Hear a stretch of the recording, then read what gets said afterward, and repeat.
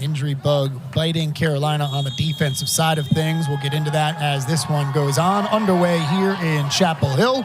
He's Hassan Pinto. I'm Kyle Straub. Appreciate you joining us on a gorgeous Sunday, fall Sunday here in Chapel Hill. A little bit of cloud cover, but lots of sun. Temps in the mid to high 70s.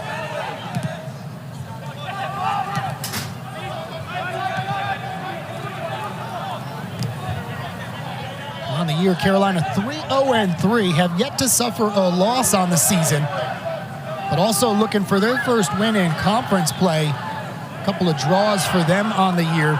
On the other side, Duke at 4-1-1 on the year, just coming off of their first loss of the season, which came on the road to the Clemson Tigers, a 2-0 loss. And Hassan, when I was getting ready to do this game, just before this one, was reading through some notes, and I found a really interesting one, and I told you, we're going to have to use this. The last time Duke played at Clemson and at Carolina was back in 2019. They lost to Clemson. Then they beat Carolina here in Chapel Hill. And you remember that game because you played on that Duke team. Yeah, I absolutely do remember it. And, you know, I think we had not beat Chapel Hill in 12 years in Chapel Hill. This rivalry goes back and forth. It's really about defending home turf, and we were lucky enough to be able to get a win that day. Guys fell down 2-0 early in that game before eventually winning 3-2. Carolina looking to strike early here, stepping across Acito a little bit late, and North Carolina going to get a free kick from about 20 yards out here.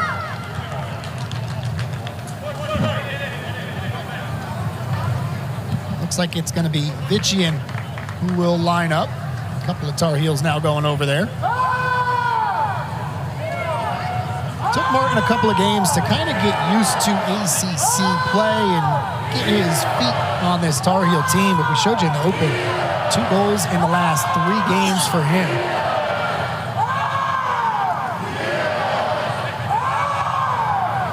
Nice Stone directing traffic in front of him, the goalie for the Blue Devils.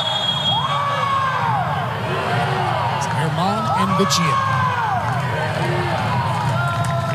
Herman to take it left foot and sails that one over the crossbar.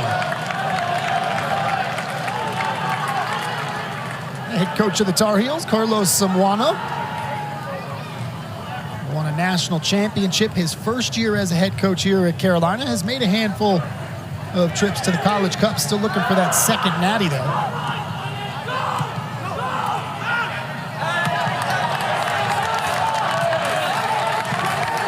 Talked about the long losing streak Duke had here in Chapel Hill. They've won 2 of the last 3 times they have visited the Tar Heels and played as the road team. 2 years ago in 21, a 3-0 win for them, and then you go back to 19 for that 3-2 win that you were a part of, sandwiched in between a 2-0 win for the Tar Heels here at home in 20. Last year over in Durham, these two played to a 1-1 draw. On with a nice ball forward. Here's Mercado. Good defense there. Tino Lopez able to knock that one away. John Kerr, longtime head coach for the Duke Blue Devils, knows a little something about this rivalry. What do you remember most, or do you have one specific thing you think of when Coach Kerr's name is brought up? I think the care he has for his players. He cares about every single person on that pitch, every single person on that bench, and I think that's why he's been able to foster such a good program over the years. Pressure from Carolina. Late challenge there at midfield. Cardenas going to be whistled. Jago down to the ground.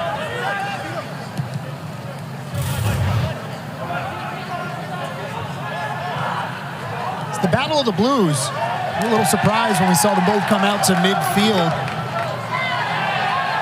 Carolina in the all-Carolina blue with the Duke Blue Devils wearing the blue tops and the white shorts.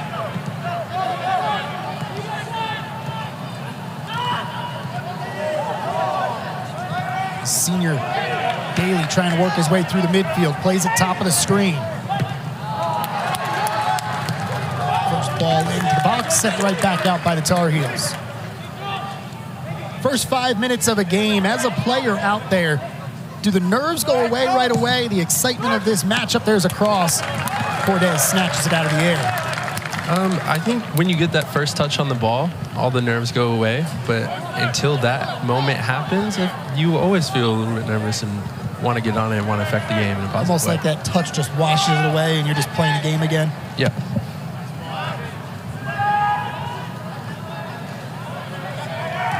From Vitchian, controlled by the Blue Devils.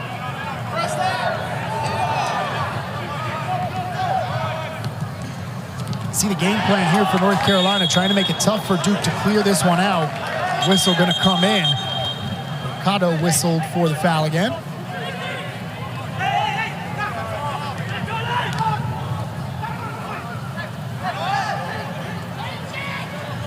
Keenan Hott, the sophomore out of Hillsborough.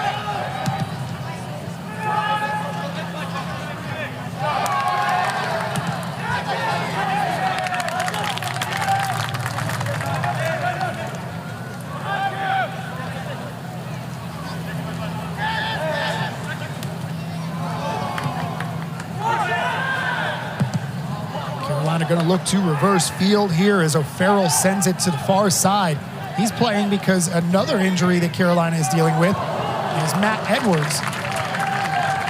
Captain and really one of the anchors on that back line for Carlos Simwana the last 4 years, has been out for a couple of games with an injury. What's that do to a team when you have somebody, not just that is a good player, but also looked at as a leader on the field when they go out with an injury? I mean, it's tough. It's tough for sure because they take on responsibilities that the rest of the players don't take on. But what it allows for is for the guys that may not have had a bigger role in the team to step up. Foul against the Blue Devils, going to give Carolina another opportunity on a free kick.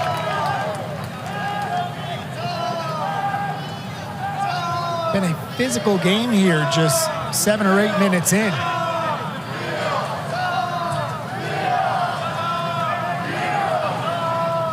Take a look at what has started to pile up for North Carolina.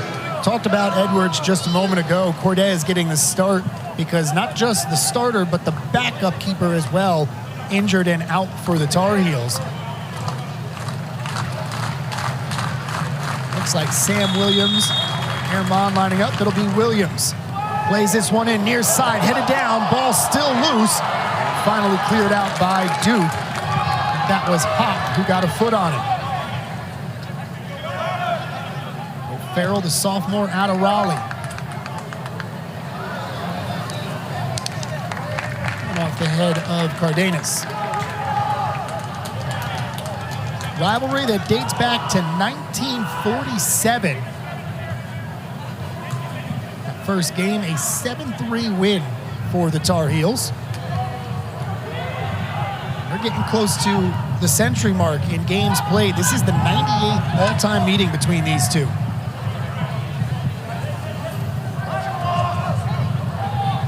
Jago, the goal scorer for the Blue Devils. Looking for the offside flag, and it goes up near side. Yorson caught a little bit cheating, trying to get behind that line of the Tar Heels defense.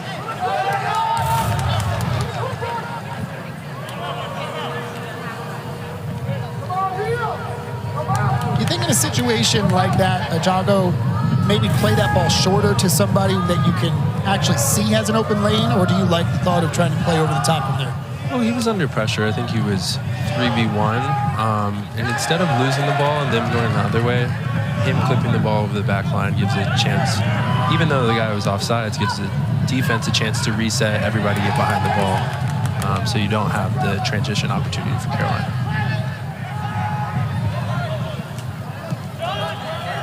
Some pressure from Jago.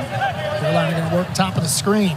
Trying to get Vitchian in behind, but he's going to be too quick. And the first step gets him off sides as well. Physical and aggressive, fast pace. That's what the first 10 minutes have been here in Chapel Hill.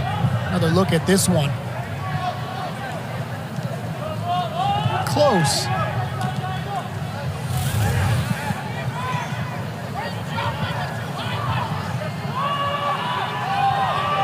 all the way back to the keeper.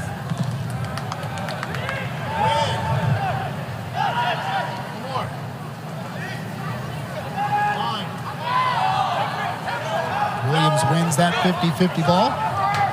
Carolina will look to spread the field out.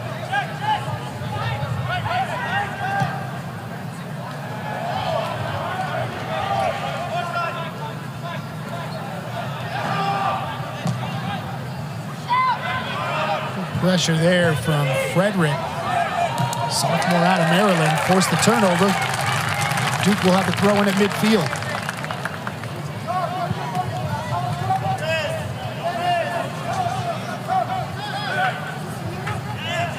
Six games played so far for the Blue Devils. 15 goals scored, a little over 2 per game for them.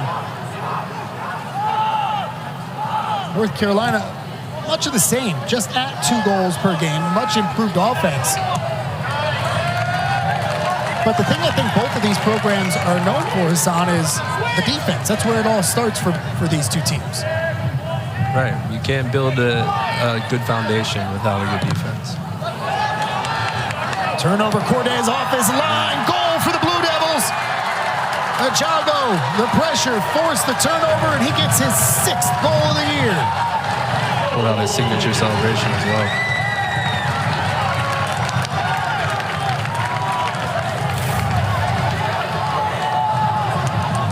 Tar Heels trying to reverse field, and just a little miscommunication it looked like there. Cordes in his first start this season had a tough choice to make there. Do you come out? Do you go back? Do you think he makes the right choice? I think he should have delayed just a little bit so he could have been in his box. But as a keeper, you want to close down the angle towards the goal. Unfortunate mistake from their center back. That's tough 15 minutes into the game. Ajago, the grad transfer out of Dayton.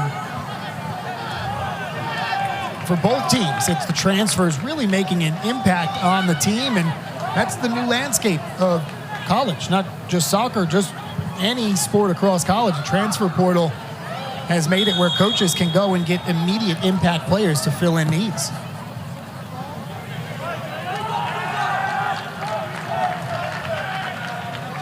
Yeah, I think it's a great invention for the student athlete. Kind of gives you some onus over your own career, and I was fortunate enough to be able to use it when I was a college athlete. I think I did it the first year the transfer portal was active and available.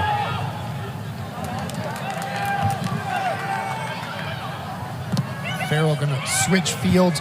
Goal gets scored first 15, 20 minutes of the game. Give me the perspective from being on the team that scores the goal as well as the opposite team. From the team that scores a goal, your main focus is the next 5 minutes, okay? Because the team that gets scored on is going to frantically try to get it back immediately. You're going to be under a lot of pressure. They're going to be motivated, especially at home, to get the goal for their fans. And so from Duke's perspective, you want to be mentally locked in, no mistakes, and weather that storm. That is Ruben Malsalis getting checked out. Oof.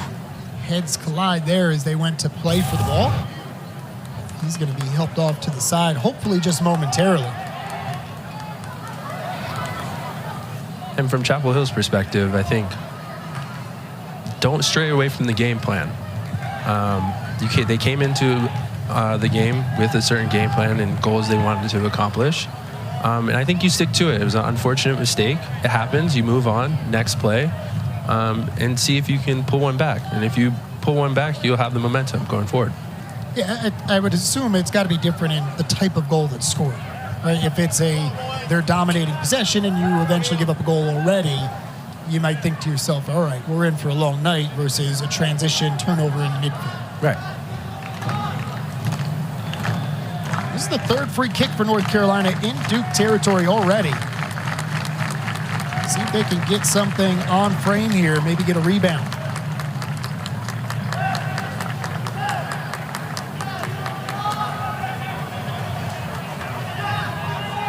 Williams and Ehrman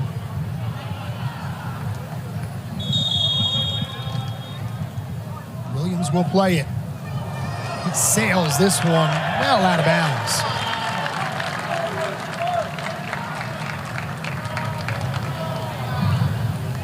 Williams just a sophomore, but you see that captain band on his arm. Tenafly, New Jersey.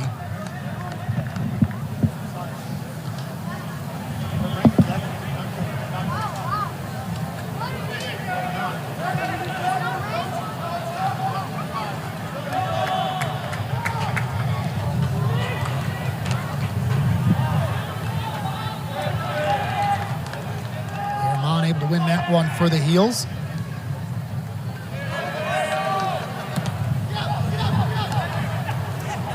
This game was supposed to be played yesterday, but with Ophelia and the effects of that hurricane moving through the area, they decided to go ahead and cancel it, and absolutely made the right choice. Instead of a wet, soggy, cold turf, a beautiful sunny day, and there's going to be a yellow card. Jago, and a good job by his teammate Bjornsson to get in there and get him away from the referee. You don't want your mouth to take a yellow into a red, right? Right, absolutely. You can be upset with the call, but you don't want the emotions to get the better of you. Take another look. What do you see here? Justified?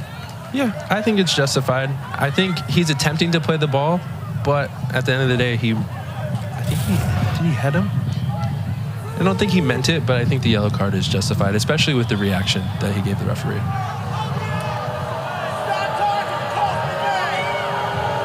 We'll keep an eye on that. The goal scorer for Duke in today's game, and their leading scorer on the season with a yellow here in the first.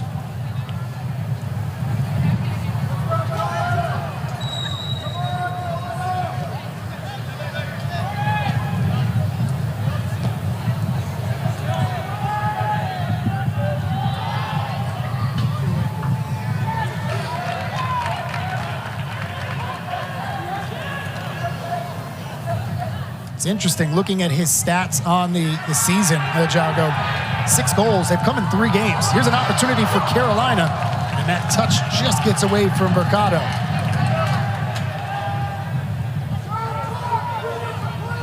See, so what you're seeing now is that storm that I was referring to earlier. I think Duke scored at the 34th minute, and so they have a couple more minutes that they need to get through with this pressure from Carolina.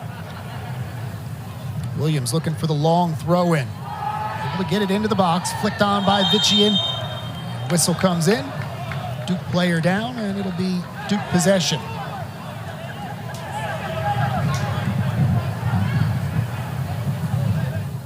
One 0 Duke lead.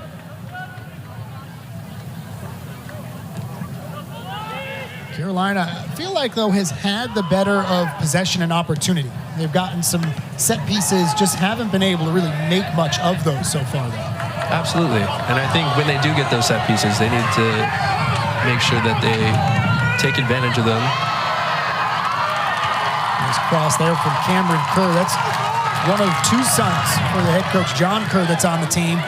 Carolina, good, strong back line, able to stand up and take that one away. Look for the counterattack now.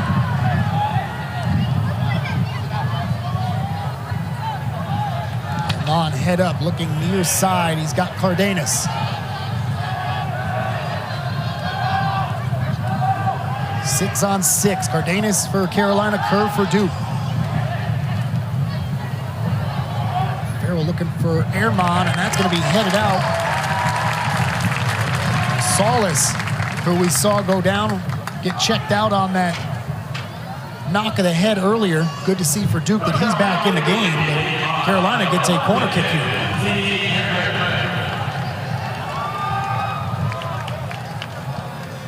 Herman leads the team in goals with 5, also leads them in assists with 3. He'll play this in with the left foot.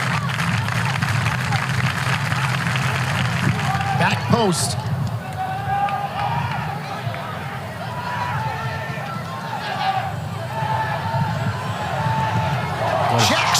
Check, goal! What a strike.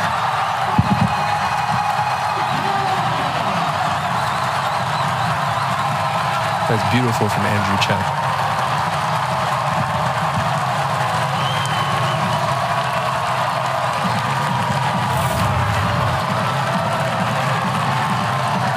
Didn't get the look they wanted off the cross, but stayed patient and Check. Putting one in the upper 90. And as you can see, Carolina stuck to their principles. They were able to maintain pressure, and now the game's equalized. For Check, first goal of the season for the junior out of Elmhurst. You said 5 minutes was the storm. Around the 34-minute mark was when Duke scored. We're right at 5 minutes. Yep, I mean, that's what happens. You're most vulnerable right after you score. Your focus level drops a little bit, and Duke wasn't able to sustain the pressure from Carolina. And I think now it's flipped, right? And now Carolina's the one who's going to have to sustain that 5-minute push. Yeah, absolutely. I'll tell you what, I think we're in for a great game today. Already the score that we had last year as a final in Durham, 1-1, they drew.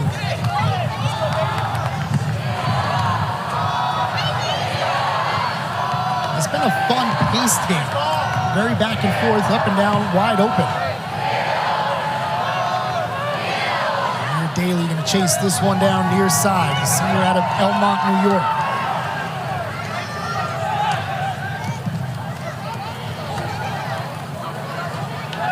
On by Bjorson. Kerr giving chase, but it'll be Carolina who gets to it first. Too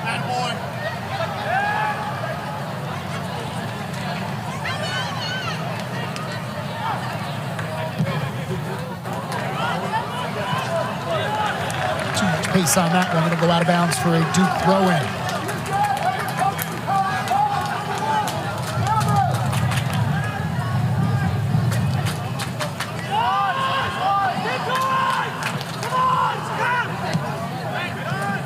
Middle of the field for Periano. First time we've called his name today, and Bitchian now down for Carolina behind the play.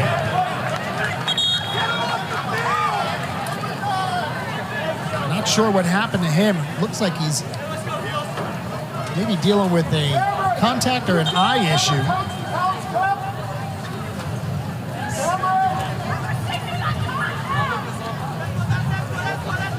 Showed you the injuries North Carolina already dealing with.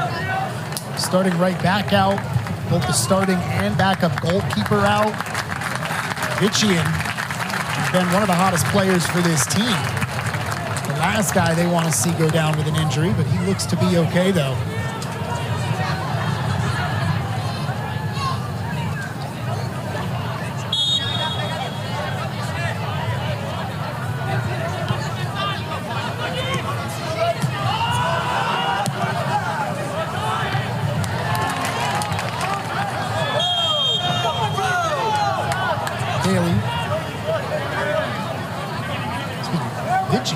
Called for the foul there. I thought they were going to get Daly. It looked like he pushed him.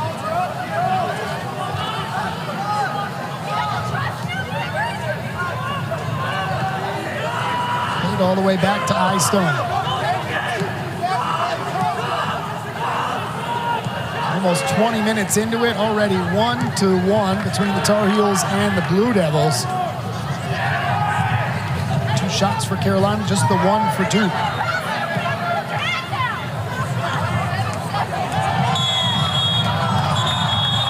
Is going to go down. Cardenas whistled, and he's been whistled a couple of times. He's going to get a card this one. So each team with a player who has gotten a yellow here in this first.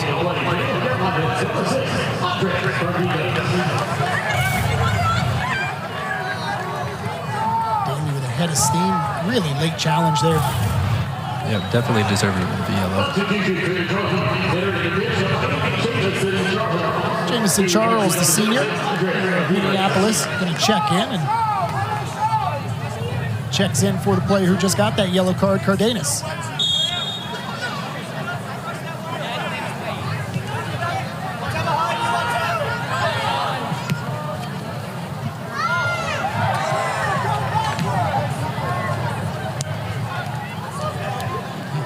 attempt shanked off the side of his foot. Opportunity here for Duke, but they give it right back. Duke seems to be struggling to break down Carolina's press. Is there something you'd like to see them do that will help them, or do you think it's just stick with it? I think they are feeding into Carolina's traps a little bit, their pressing traps, and I would like to see them take a little bit more cautiousness with the ball and on it. Because right now, Carolina has all the momentum, so what they really need to do is put their foot on the ball, say, all right, we're going to have it for 3 minutes, pass it around, and then wait for those gaps to open up to break down Carolina, because right now, Carolina is all over them.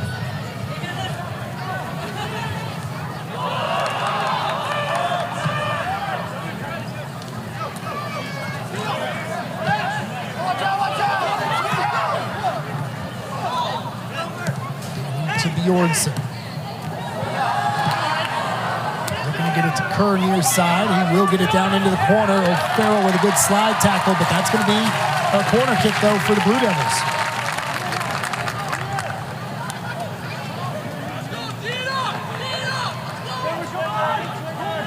It's a result that Duke will absolutely take because of what you just said, having trouble breaking it down. You get a set piece. Yeah, absolutely. And in times like this, when you're under pressure, these moments are vital. Because if you can get a set piece off, goal off a set piece, it changes the whole momentum and flow of the game. Ruben Masalas, the junior out of Florida, going to play this in. A couple of goals, 1 assist on the year. Liner with the left foot. Out of bounds. Is that off of Carolina or Duke? Looks like a little bit of confusion. One judge says Carolina, the other says Duke, and it is going to be another corner kick for the Blue Devils.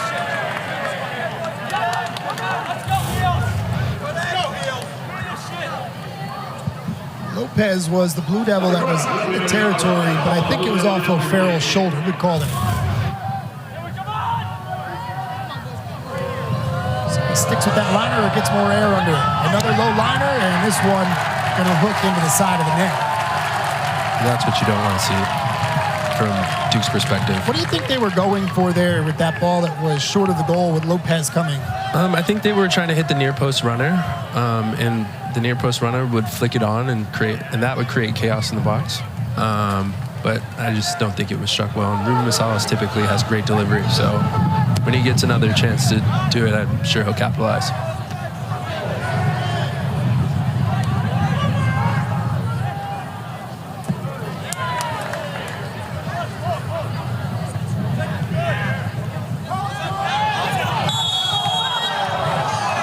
Charles going to be called for a foul. That's already the 7th foul against North Carolina. You know, when the refs call it tight like this, it opens up in the future for the game to be played in a more relaxed way, because if he starts handing out yellows, then people are more cautious about getting into tackles, which leads to an overall better game state, typically, for the attackers. Do you think that was a thought coming into this from the refs of, hey, rivalry game, let's make sure we keep it under control early? Yeah, and as the ref, you control and dictate what the tempo and flow of the game is going to be like. And so this ref obviously sees it's 2 hotly contested teams, rivalry day. They're going to be amped up. There's going to be tackles flying, and you take a bit of the sting out when you give a couple early yellows. Oh, great ball there for Carolina. Mercado, Daly on him. And that is going to go out of bounds. Mercado tried to get around Daly. It's going to be a goal kick. Good defense there to recover for the Blue Devils.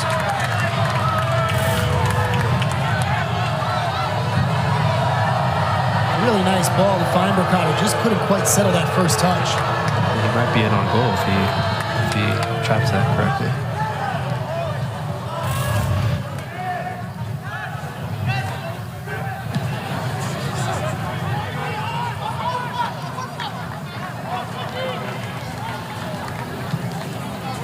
Duke 4-1-1 on the year. Tar Heels at 3-0-3. We're talking a little bit before the game, because when you played, there was overtime. It wasn't just after 90 during regulation in the regular season that it was a draw. It What are your thoughts on the, not new this year, but the newish rule? I think it's great for player health and safety. I mean, if you're playing 3 games a week, those extra minutes and overtime add up. I mean, when I was in school, I think I had a 3-week period where I had seven games go to overtime, and there's 110 minutes apiece. If you're one of the players that is fortunate enough to play a lot, it takes a toll on your body. 7 straight games, that's essentially playing 2 extra games during that 3-week span, right? I mean, that's a lot of soccer. Exactly. There's an opportunity across for Carolina, nobody on the other end, and cleared out by Duke. And I think when the players on the field are fresher for the game, it leads to a better product.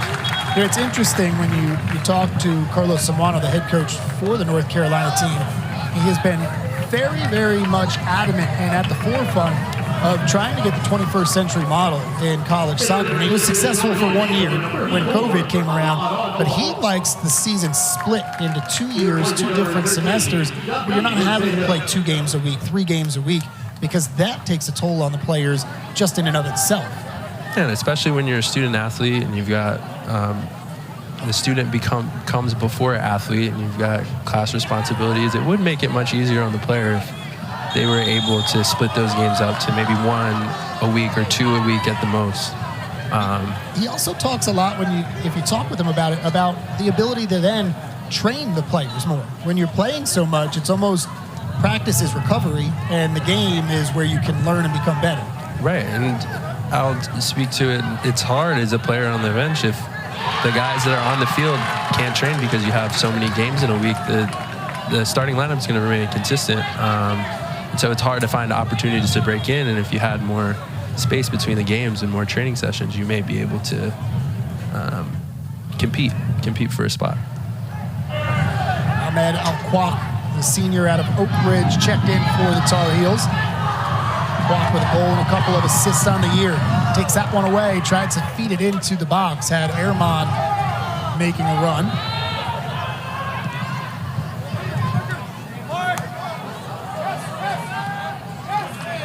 Charles to Williams.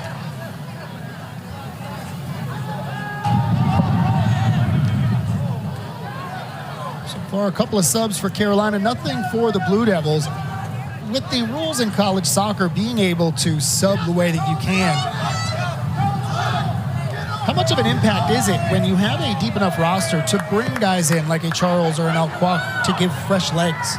I mean, what I'll say is those guys are just as good as the guys that came off, but they're fresh.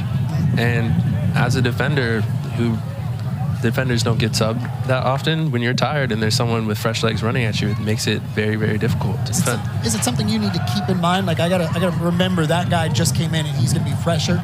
Yeah, and they have different qualities to their game. So the way you defended the guy that started, you might have to defend the guy that comes off the bench differently, and you have to adjust in game quickly for that. Heads up play there by O'Farrell. Defender rolled over the ball. He let it roll out of bounds for a corner kick for the Tar Heels. This will be their second corner of the game. Williams going to take it with the right foot. He's got Ehrman right there as well, and can actually give it off to Ehrman now.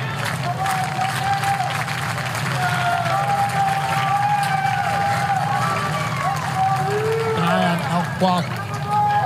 Bottom of your screen, 6'1" target. That's who they go for, just over his head. I think the keeper got a piece of that one, Eyestone, so it'll be another corner, but near side now for Carolina.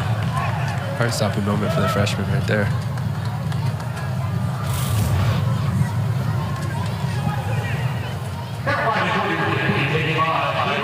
Eyestone, the 6'6", 215-pound freshman out of Dallas, Texas.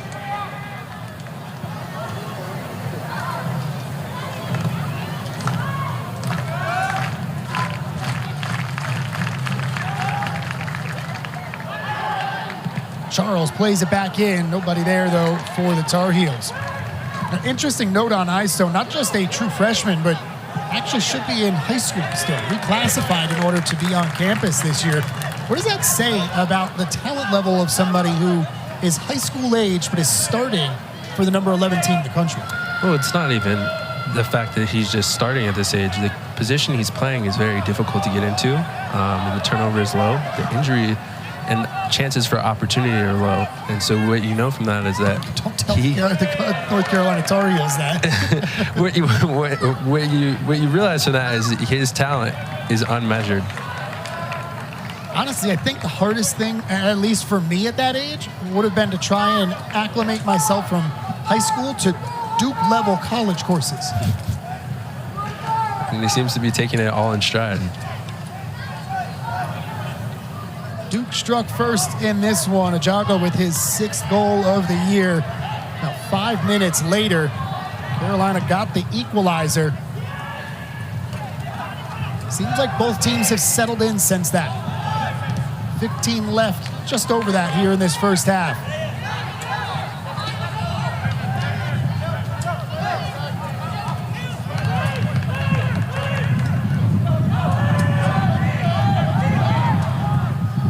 A lot of room near side. Daly calling for it, finally gets it. Tried to one-touch play that. Charles, good positioning. Here's some subs for John Kerr's team, and an interesting one coming on the field because it's the first time that he has been on the field in a Duke uniform. But man, Cam Fisher knows this field. The grad transfer now for the Blue Devils had his career start at Carolina. Yeah, and I think it's interesting. It's the first time I've ever heard of a transfer between Duke and Carolina. See that 54 matches during his career at Carolina. If there's anybody who can speak to what this rivalry means, it is Cameron Fisher. We were talking, like, just trying to figure out how does that happen, because the rivalry is so intense. And I think you made a really good point, and it was another point you made during this broadcast. Student athlete, the student comes first. There probably is a grad program over in Duke that he wanted to get into to further his life after school, and it means you got to put on a different color blue. That's what you got to do. Yeah, and he actually is doing the same program that I did while I was at Duke. It's the Fuqua LMS program. It's a 10-month business program, and I mean, you graduate from there, and you're on your way to being very successful on and off the pitch. See if we can make an impact for the Blue Devils. Got to imagine it's a little extra nerve-wracking for him because you're so familiar, not just with the school, the university, but the players as well, the style that they're going to play. 100%. And you want to put your best foot forward when you come to a place where you spent. Bad giveaway here. Shot, goal! Fantastic finish. Herman with his 6th of the season.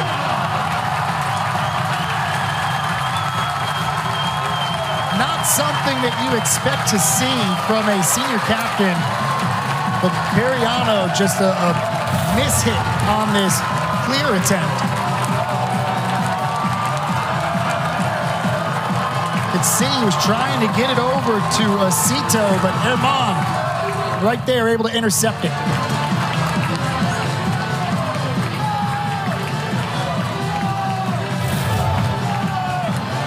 This is another example of that's rarely going to happen to Nick Periano. He just has to flip the page, move on to the next play, and they have to get it back and equalize.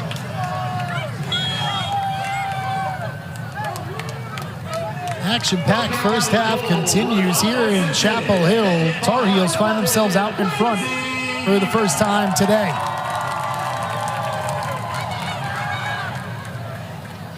Sinhart almost had the same thing happen to him on a missed clear. Had some help there, though. Herman going to go down. Tangled up there with Wayne Frederick, the sophomore. Are you kidding me? No, we just scored a goal! Not taking him down! And you don't know how he's going to! Take another look at this one. Oof. It's a bit cynical.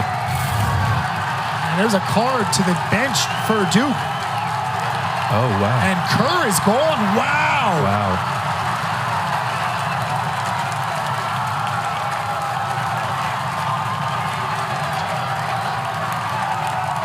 Wow, things really taking a turn right now, and Frederick having to be restrained.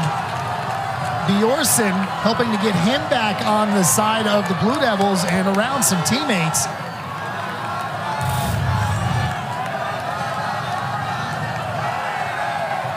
Kerr not happy with it. You know, I don't know what's being said. I'm going to guess it wasn't nice things, but the fact that he had his back to the referee and was walking away, I don't know that the second yellow was warranted just off of body language. Again, I don't know what was being said, though. Maybe that's what it was. Yeah, no, the content. What I will say is you rarely ever see John Kerr get emotional like that. So he must have been very unhappy with the call, but I think the yellow for Wayne was deserved. They continue to check out Herman on the ground. Captain for the Blue Devils, Antonio Lopez there chatting with the referee. In a match that was entertaining, was back and forth, it just got amped up a lot here in the last 2 minutes. Exactly right, exactly right. And from Carolina's perspective, that focus that I'm talking about, there's all these distractions going on. The coach got sent off. The ref is throwing out yellows left, right, and center. But they've got to remain focused and understand that they're up in the game. If the game ended right now, they would win. And so they have to really hone in on the details and make sure they commit no more mistakes. How important for both teams is this final 13 minutes of this first half? I think it's very important because it's going to dictate who has the momentum going into halftime. And right now, Carolina wants to be able to go into halftime saying we have the lead, we can defend it, and if we get another goal, the game's over. And from Duke's perspective, they have to try to shift the tide a little bit. They just lost their leader, and they've got to figure out a way to get a foothold in this game. Michael Bradley, Kyle Renfro going to have to step up on that bench. Brady, the associate head coach, will now be in charge of the team. Meanwhile, Herman checks out, and Juan Cafaro, the junior out of Argentina, who's got a couple of assists this year, comes on for North Carolina. So you hope for the Tar Heels that Herman able to come back in the second half.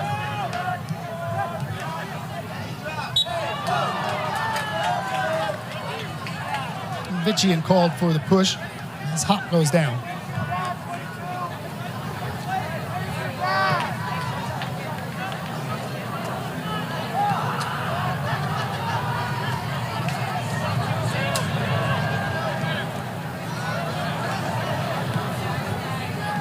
Check in Herman, the goal scorers for the Tar Heels. Duke looking for an answer after having the early 1-0 lead here.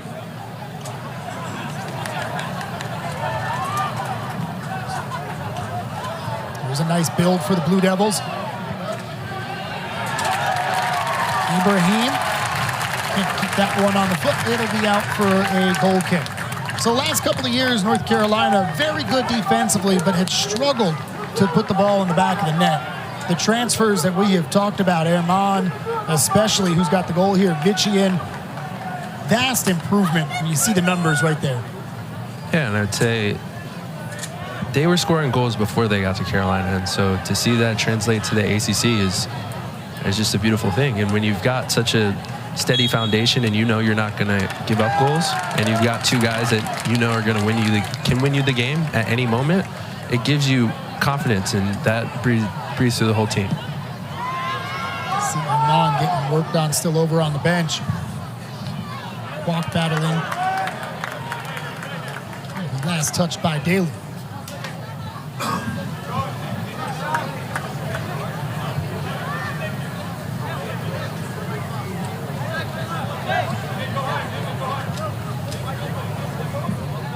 Williams will have a throw-in from the near side. Saw him get it all the way into the 18 on a throw-in from a very similar spot, just other side of the field earlier.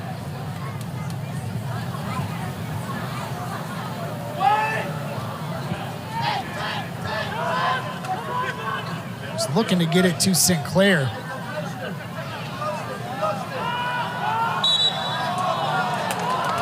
Excuse me, that's Charlie Harper.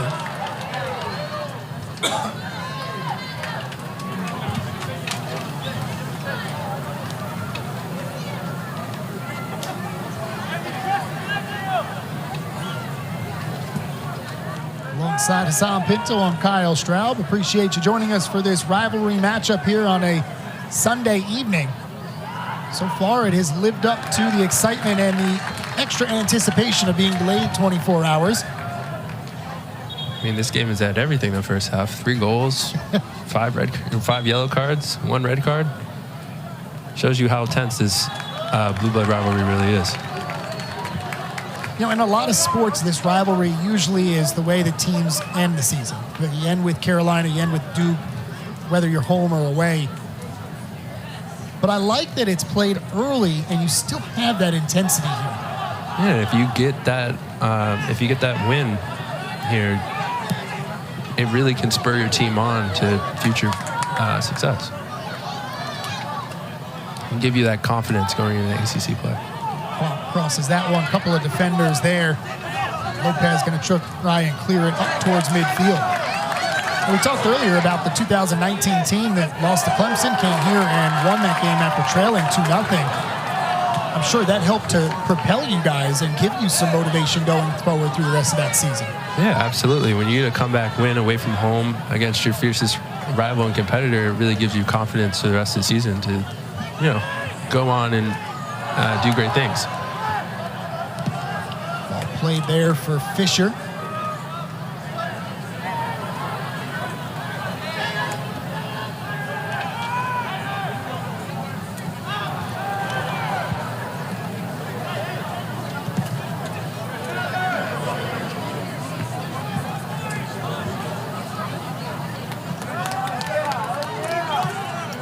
Going to look to settle and maintain possession here.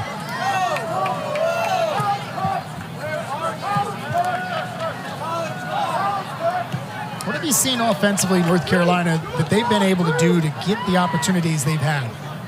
I just think they have more control over the game right now. They're forcing Duke to defend. They're pressing Duke into mistakes, which is how they got the second goal.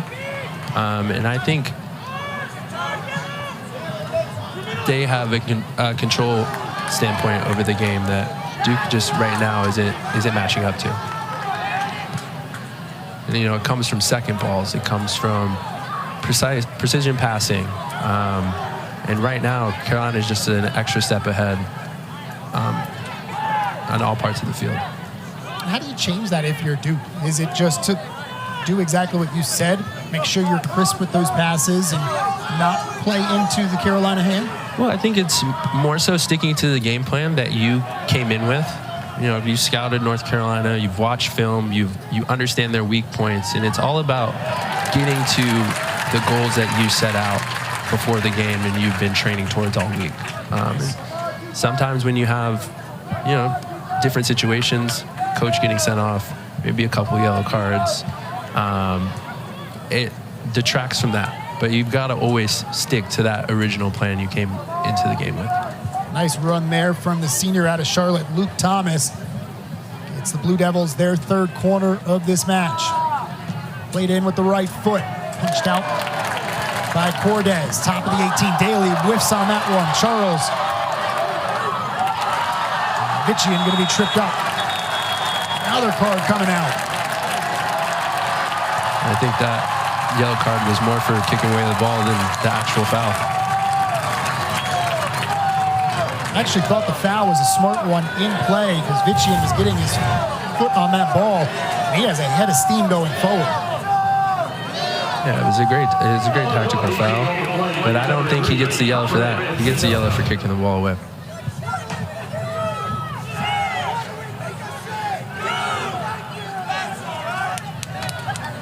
Three Duke players with a yellow: Ajago, Frederick, and Acito.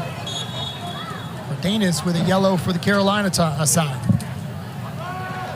Cordes plays this one all the way down to the 18, and there's a foul against Vichy.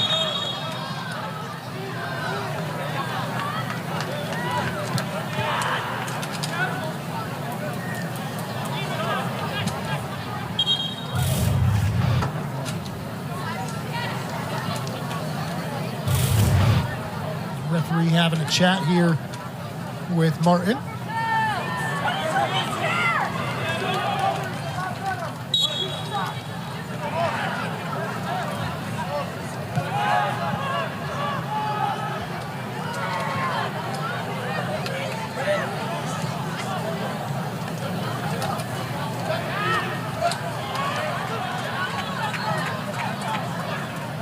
Ball up far side, looking to connect with Periano. It'll be played out of bounds.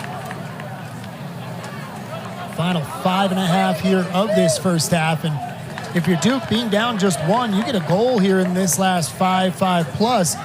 It's a nice way to steal the momentum going into the locker room when it seems like all of it is on Carolina's side at the moment. Yeah, and for everything that's happened, Duke needs to recognize you're only down one goal. Put one in the net, and it's level. And so, like I said with Carolina earlier, it's about not getting too frantic, not getting too hectic, not playing into the emotions of the game, but just sticking to the game plan that you came in with. Duke saw the game earlier today between the UNC women's soccer team and Florida State. They'll know you keep on playing all the way until the end. Florida State on a corner scored with 1 second to go to take a 3-2 loss and turn it into a 3-3 draw. Right. As long as there's time on the clock, there's hope, especially a goal down. Williams with a lot of pressure. Ball played near side. O'Quock with pressure.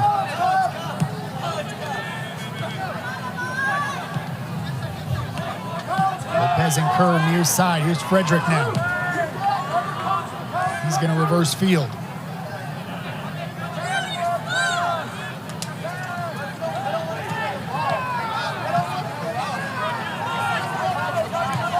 Room on the near side.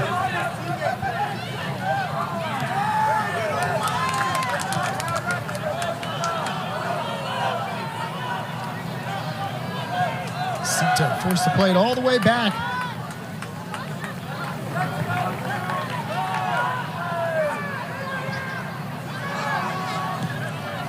For the casual viewer at home, you see a team going the wrong way towards their own goal.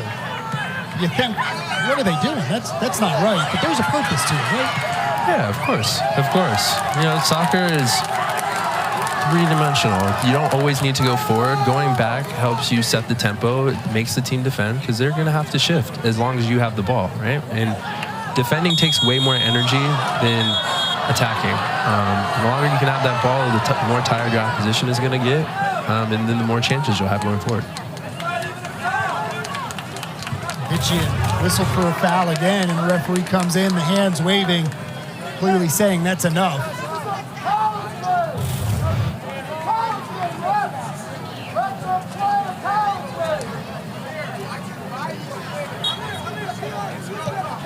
Lopez will restart it.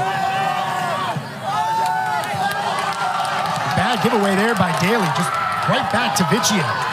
He's got to slow things up and wait for some help, and that allows the defense to step in, and Lopez takes it away. It's a great tackle from Antino Lopez.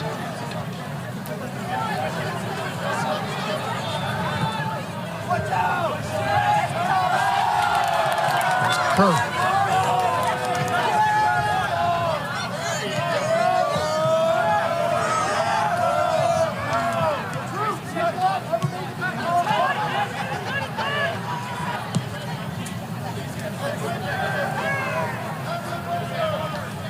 Screen, 2.5 to go. A slide tackle there as it goes out of bounds. Check, who's got a goal. That's some nice defense.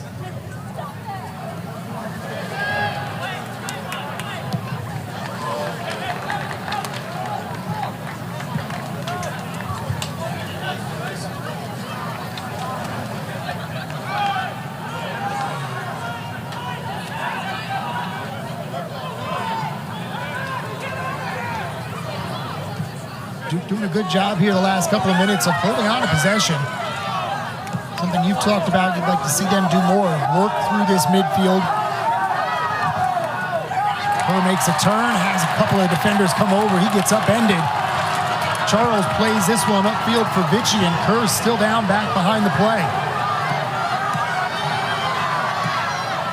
And that'll go out of bounds. Kerr still down Back in Carolina's territory, he took a hard fall. Drew Kerr, the sophomore, son of the head coach John Kerr. Take another look at this one. Fair tackle, but that one's painful. Fell right on his collarbone. Not able to get the arm underneath him to brace himself for that fall at all.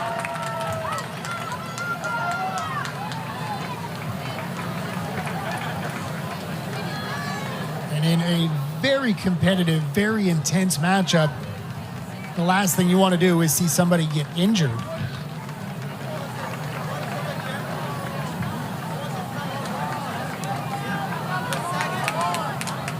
Kerr with a goal and an assist on the season. The youngest son of John, his older brother Cameron Kerr, graduate player. A couple of assists on the year for him. It's the freshman there out of Norway, Bull Jorgensen.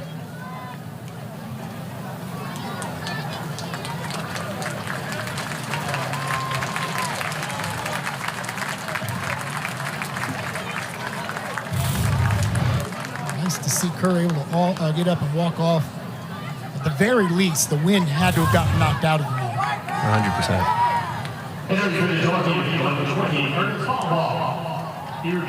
Ernest Bawa comes on for the Tar Heels. Jorgensen on for the Blue Devils.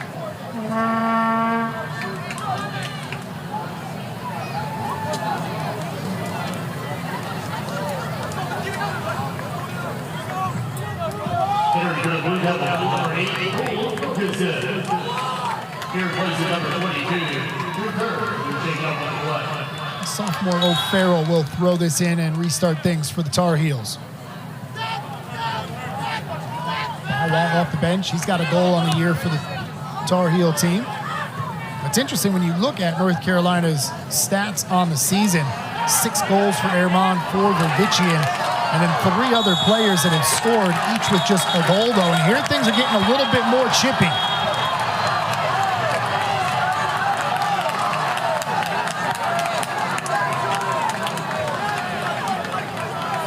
Cooler heads need to prevail here.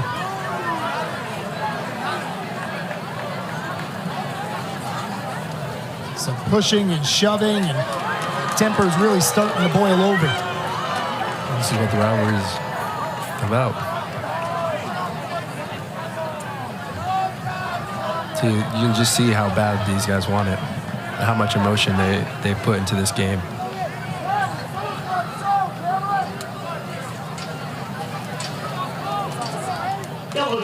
Dean Cam Fisher there in the middle of it, the former Tar Heel, now with the Blue Devils. He and Charlie Harper, sophomore out of Australia, getting tangled up. Jorgensen, who just came off the bench. Williams.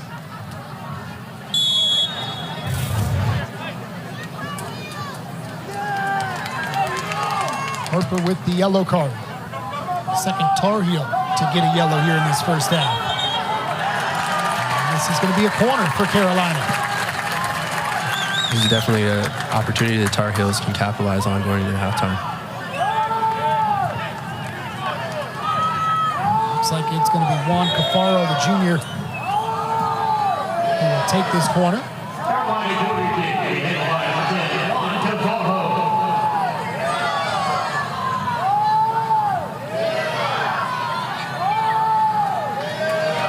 Referee running all the way over to the far sideline. What do you think they're talking about here? I think they're probably talking about maybe he's talking to the coach and asking him to get in his technical area. Yeah, that's what it is, just getting back inside that box. I'll tell you what, the 4th official on the side, it takes a whole lot of earful from both coaches. Oh, I'm sure you're in a really tough spot right there. Initially it was Cafaro, instead it's Bawa to play with the right foot, right into the hands of the keeper.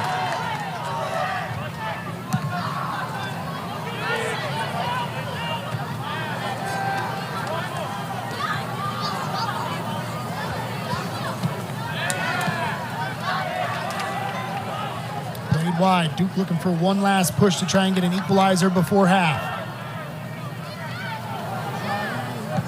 Clock gonna clear that up past midfield. 9, 8, 7, 6, 5, 4, 3, Still gonna hold on to this one, and first 45 in the books here.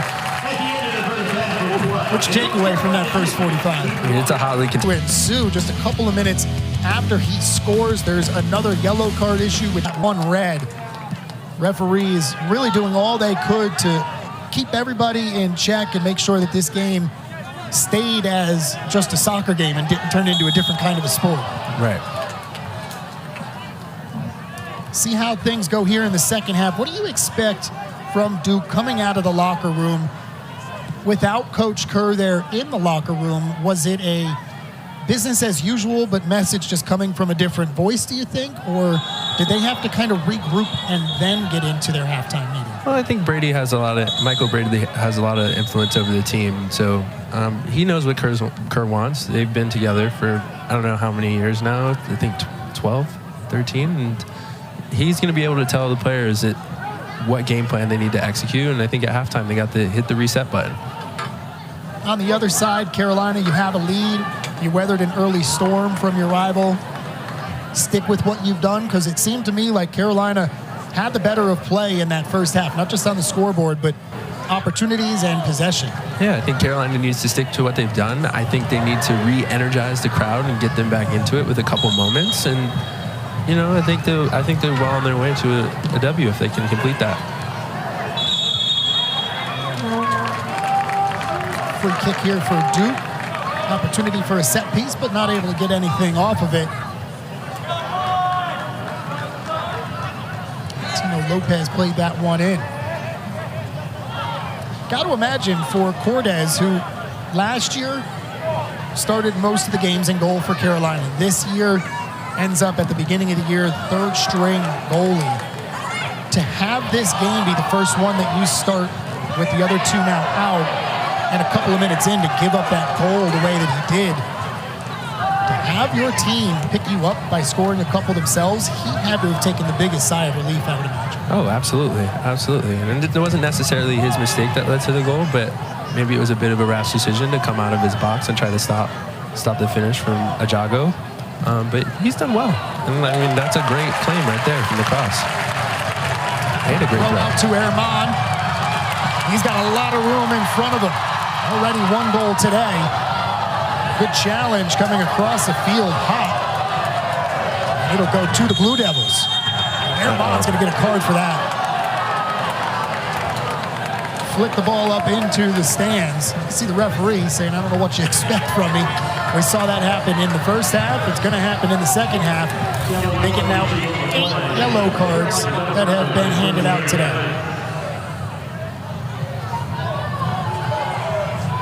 There's no need, right? There's no need. Silly yellow card. You know, that prevents him from making a hard challenge early in the first half.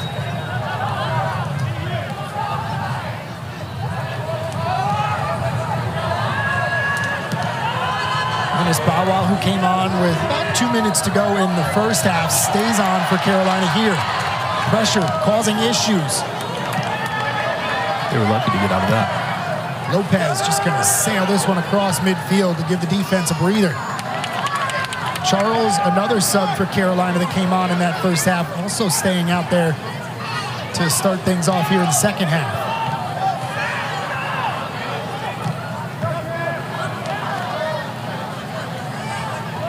Did not see Vichian, who played the first 44 minutes. I didn't see him get hurt outside of whatever issue he had with his eye early in that first half. Do you think it's just strategy of getting him a longer breather here, extended from first half into second? Yeah, I think he can take a rest on the bench. They're up, and then when he comes in, he'll be ready to win the game against some tired legs. With the rules being that you can sub in and out in that second half, as a player, from your perspective, would you rather have that back and forth where you have 15 or 20 minute spurts where you're out there, or maybe just a 30-minute spurt where you just stay in the game?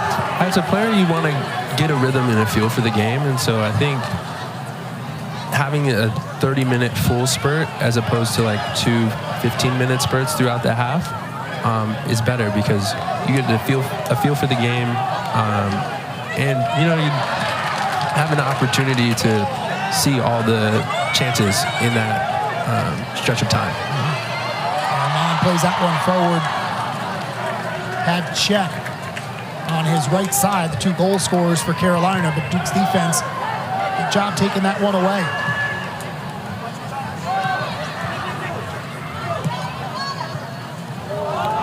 Great turn on here for Ajago. Pass Zinhard. Cross. Frederick. Farrell was there. And this will be a goal kick. Got to be encouraged if you're Duke, though. That was the best we've seen them look in fair play here since the Ajago goal. Yeah, no, absolutely. I mean, they were able to string a couple passes together, beat a man or two. This is a great ball into the box. Able to find a man, and they're just a little bit unlucky on the shot getting blocked.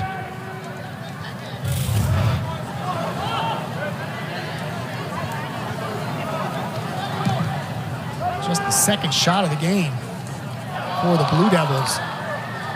But coming out of halftime, those are very encouraging signs for the Blue Devils. Charles able to keep his feet, plays the ball for Burkado. Tried to leave it back for Bawa.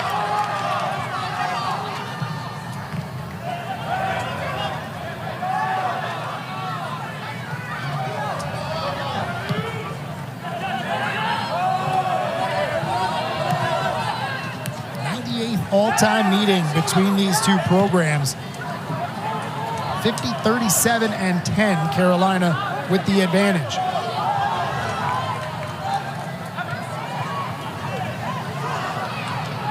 Mariano looking for an opening.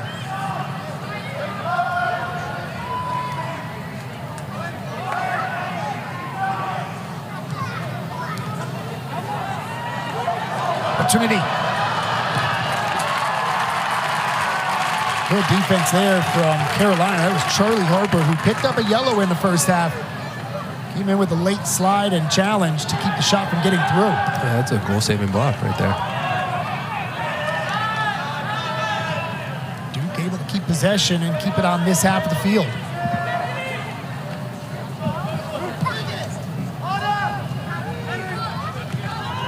Cito will play this one all the way back.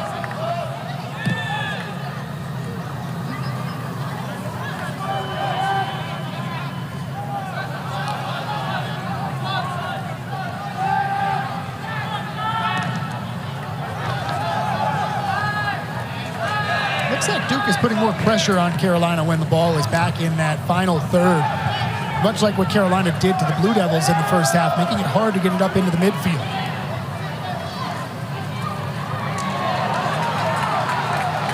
Tangled up with Hop, who keeps possession. Finally ran into too many light blue jerseys. Armand looking to get across midfield. Slowed up, good defense there. Salas. He doesn't slow Armand up. Bawa making a run. Carolina was going to have a counterattack opportunity. That was a wonderful effort to stop the transition.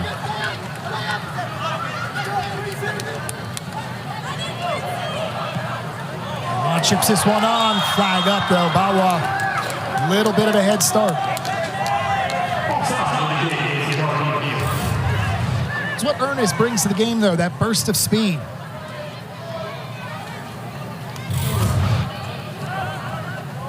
Times throughout his Carolina career has been a starter this year. Spark plug off the bench. He's got a goal and an assist.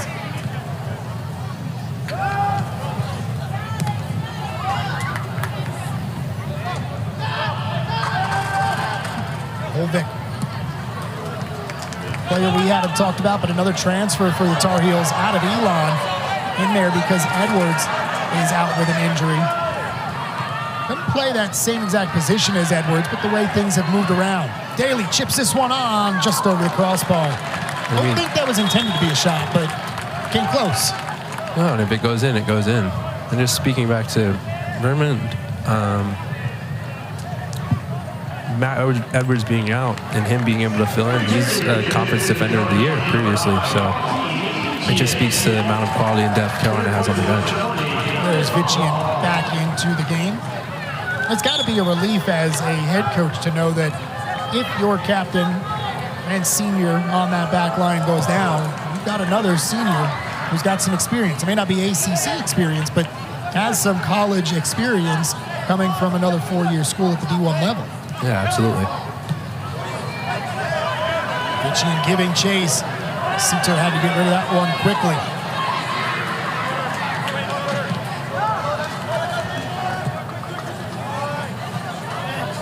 Vichian, Herman, and Mercado, the 3 attackers out there for Carolina. Back to what the starting lineup was, at least up top.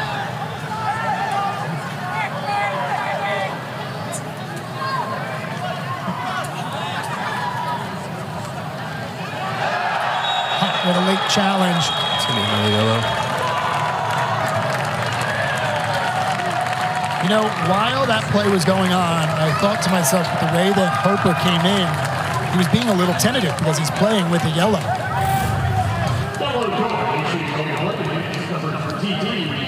Ends up working out for him as he gets taken down there.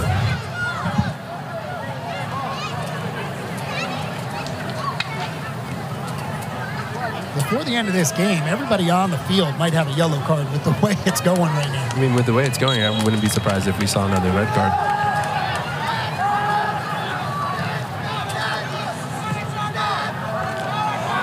Sinhart plays all the way back. Mercado battling with Daly. Mercado down to the ground. Here's another whistle. That going to be another yellow for kicking away the ball?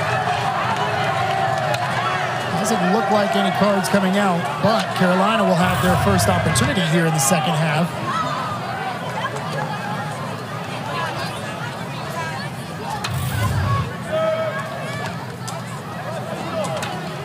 Daly, the senior out of Elmont, New York.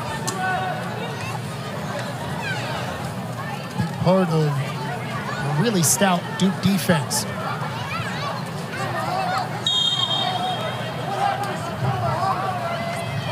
Sam Williams take the free kick. Gets it to Vichian. Shot. Oh, it's going to be wide. That looks like something they practiced before. Gonna say, off the head of Vichian, it looked like he was probably setting it up for Mercado. Nice play call, just couldn't execute it on frame.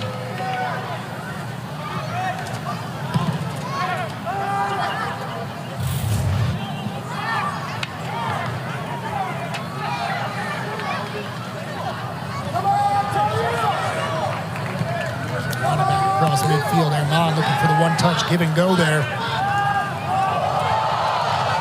Being checked near side. I'm shocked that wasn't called earlier. Herman beat Masalis. A lot of grabbing there and another yellow. And that's the type of play that gets your crowd back involved in the game. It gets them energized.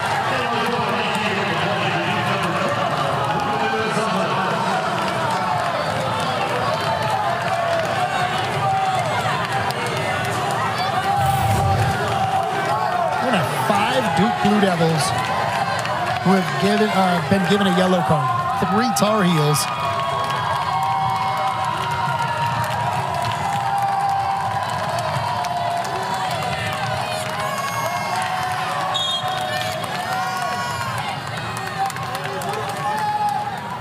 Herman comes it off for Williams.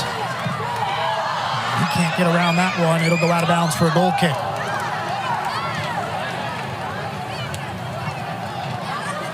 Like that thought versus playing a ball in? The short free kick? Yeah. I mean, when you play quickly, the defense isn't going to be set. So I think you just have to mix it up and use different strategies and tactics to create opportunities for your offense.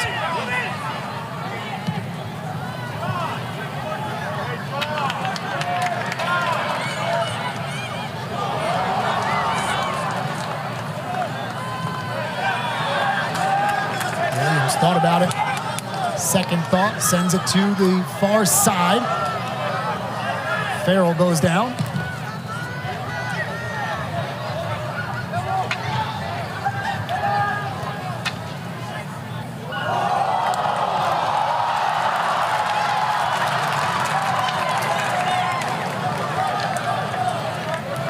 There's Holvin. Herman in check there as well. Defense does a good job to take that one away. They'll look for a counterattack. Player down for Duke. Right in the middle of the defense, Herman, top of the 18. Plays it across, Vitchian. A save made by Eyestone. Looks like he caught a little bit of a cramp. Keenan Hott, the player that went down. Take another look at the opportunity here for the Tar Heels, though. Good strike from Vitchian. A good strike. It's on target. Forces the keeper to make a save. That's all you can ask for from your target striker. If it's on target, it has a chance of going in always.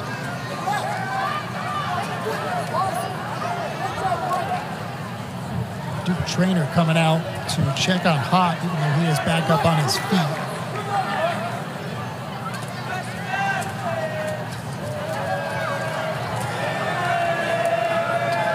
Looks like they're going to get a sub for him. I see Frederick going over there to get some water. Saw Periano stretching his legs out while he's got the opportunity. That pressure that North Carolina put on Duke in that first half made it really hard for the Blue Devils to get the ball upfield. Do you think that's taking an effect at this point of the game? Absolutely. When fatigue starts to set in, that's where mistakes happen. And I think Carolina forcing Duke to play so much defense in the first half is showing an effect in this half. Jorgensen will come on and replace Hott.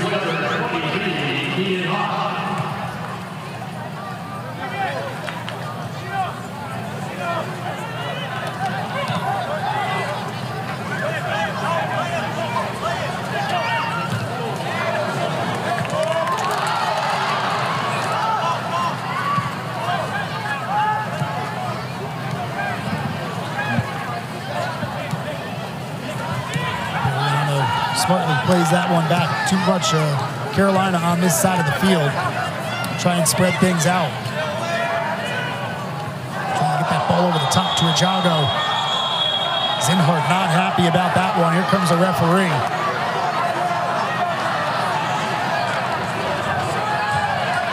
As unhappy as Zinhart is, I thought it was a fair challenge. Yeah, I mean, Zinhart got the bad part of it because Ajago got so much higher, just came down on top of it. I think it was incidental. And at the end of the day, he was going for the ball. I will say, though, Ajago did get a yellow in the first, so he's got to be careful just because of how tightly this one has been called. Absolutely. I think the ref's talking to him now and just telling him, if you do that again, I'm going to have to take you out. Giving him the expectation of what is going to happen.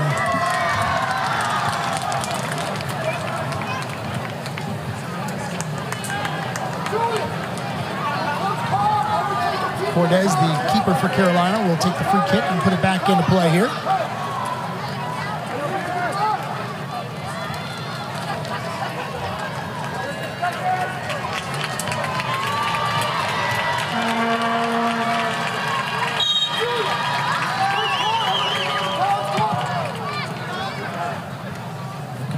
Over everybody's head.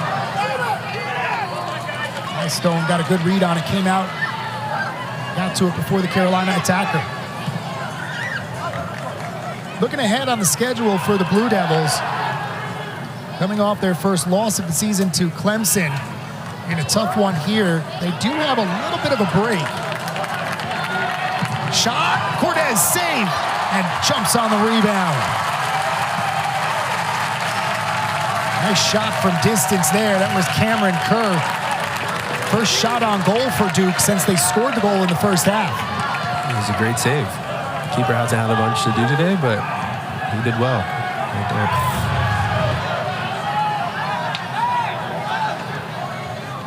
Zinhart with the header. Correction, that was Bjorsen with the shot. But back to the Duke schedule, their next game is against the College of Charleston. So out of conference, a little bit of a breather there for them, at least in terms of ACC competition. But right after that, it's the Syracuse Orange on the schedule. Things don't get much easier. Yeah, and I'll say, even that College of Charleston game, they're going to give Duke their best game. When we talk about circling games on the schedule, College of Charleston, when they got their schedule back, circled that game. And look at that upcoming schedule, that Syracuse game. Going to be on the ACC network. Notre Dame after that, who might be 15 at the time, but the way they're playing, they might be a top 10 program. Played for Vichian, good run there by Lopez, who gets to it first. Vichian whistled for the foul, a little bit of a push there late. He's going to get a call.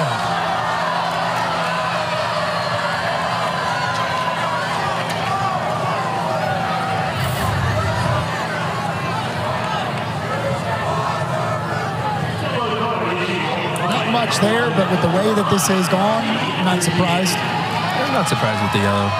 Like I said, the ref is doing his best to control the game.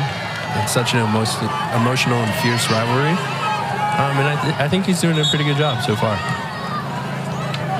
Could you imagine how wild this game would be without the yellows he's given today?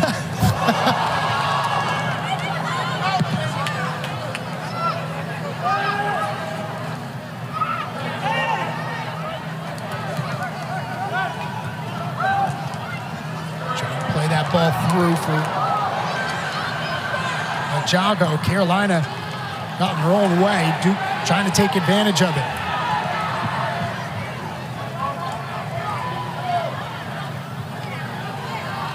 Frederick with the cross.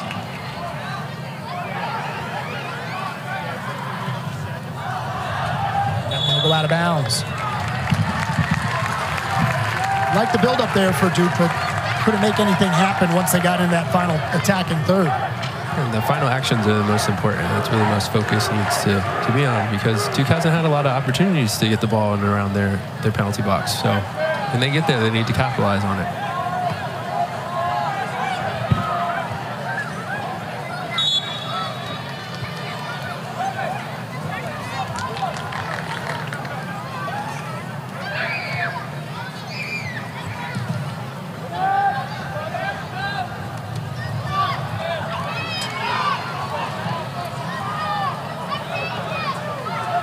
Zinhart able to track back. Jago right there on his hip. Good hustle from Jorgensen. He's got some fresh legs. Saw some action in the first half, but didn't have a ton of playing time. Just 5 minutes in the first half for him.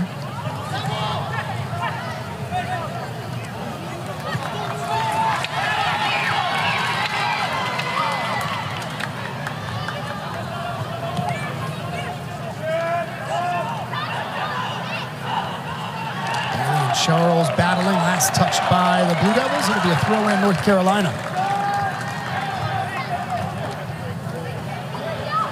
Looking at the upcoming schedule for the Tar Heels, get a bit of a break, a breather to recover after this one. Friday up in Pittsburgh will be their next game, taking on the Panthers. They then have Elon and Syracuse. Really, when you're in ACC play, you know this from experience, there is no easy game. There is no, all right, this is not quite as tough. We can take a breather. You got to be on top of your game every single time. Yeah, there's none of it. I mean, with the quality of competition you face in conference, there's never a breather. You're out of a hostile environment. You're at home against the reigning national champions. And then midweek, you have a game where the out-of-conference team you're playing is going to give you the best game they've given anybody all season. Super Bowl, right? Yeah. No, absolutely. I mean, I remember my days at Elon and fiercely contested games against Duke and Wake Forest and the UNCs. And I know I gave it my all, maybe more than I had all season, because we had them at home or we were going to a great venue like this and getting a chance to showcase our abilities. Charles able to work his way through some traffic. Cotto plays it ahead. Herman Not going to be able to get to it as Lopez takes it away. Lopez has been everywhere, especially this second half.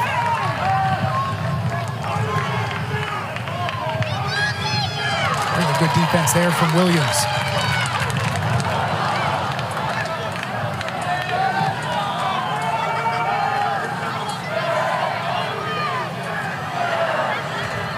Trying to build top of the screen. Holvik takes it away. Carolina with some numbers forward. Holvik with a lot of room. Mercado, Vichy, and Herman all in the box. Vichy and Herman. That back line for Duke standing tall. Still under pressure though. Herman with a try for the cross. Solis got in the way. And finally, Duke able to clear this one up towards midfield. Great hold-up play from Majago.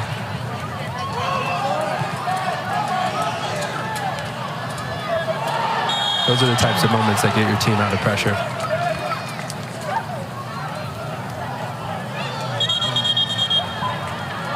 Charles with a late challenge got whistled and then goes down.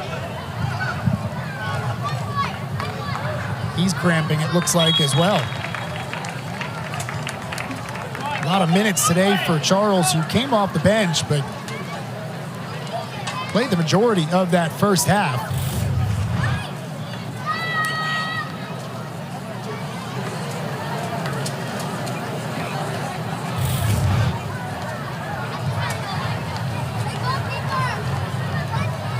Training staff will take a look at him, and smartly, both teams going to hydrate as much as they can during this little break. In a competition like this, you are thankful for the opportunity to be able to get some water. Not a particularly hot night. Temperatures just in the mid-70s. But the action has been extremely high octane.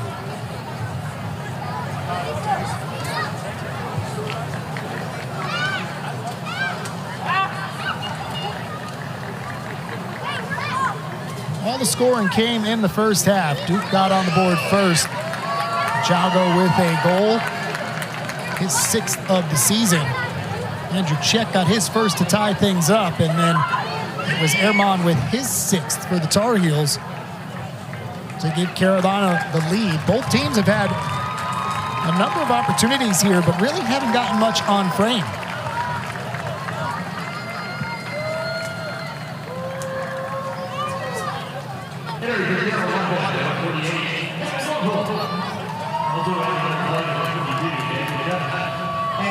We've talked a lot throughout this game of defense on both sides and injuries that they're dealing with, but still how well they have played. And we just saw it from Duke on an opportunity for North Carolina where they had numbers, never even got a shot on goal.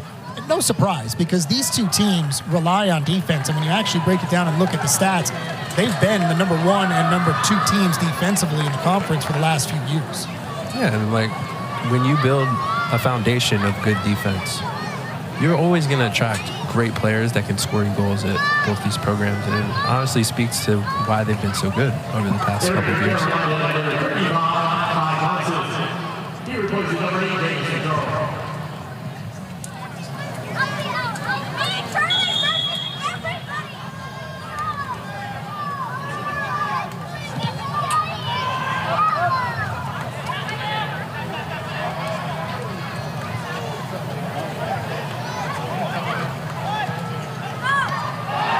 Johnson on the field for the Tar Heels. There's a yellow, and that's on Herman. He's gone. I had a feeling we would see one of those today. It's possibly a bit harsh, but the referee needs to get control of this game, and when you come in late like that, he's going to have an excuse to give you another yellow. Take another look at it here.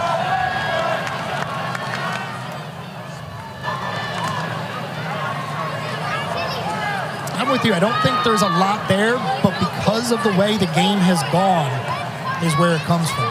Yeah, he didn't mean it, but I mean, he was late to the ball. And when you're on a yellow, you can't afford to have a lapse of concentration like that. Now, this has got to be a huge boost to Duke right now. because not only is the leading goal scorer no longer going to be able to play in this game, but Carolina doesn't get to replace him. You're now down a man for the final 24-12. Yeah, absolutely. It gives you a boost of confidence going in the last 24 minutes.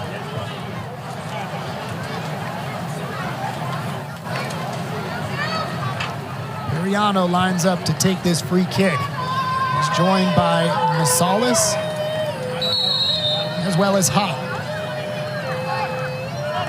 Salas. Vitchian heads it away. Great ball. Header goes wide. Able to get that one into a crowd. Wolf Jorgensen just not able to direct it on frame. So if you're looking at this from Carolina's perspective, you've got the 1-goal lead. Take another look at this one. Good ball into traffic. So if you're Carolina, 1-goal lead, but you're now down a player, do you change tactics and not be as aggressive moving the ball upfield and try to make it as difficult as possible to get an opportunity for Duke? Or do you stick with what you've been doing? I think they should be a little bit more cautious in their approach. But a problem when you have psychologically when you go down a man is, okay, we're up a goal. Let's protect the lead. And what that leads to is you conceding a lot of shots and chances because you just naturally back off and play more cautiously. So I think Carolina needs to pick their moments because if they can sneak another goal, even a man down, that gives them the ability to be able to kill the game. And so my recommendation would be play the way you're playing, but with a little bit more caution. Duke looking to build, going to send it near side. Salas right to the foot of Zinhart and knocked out of bounds by Czech.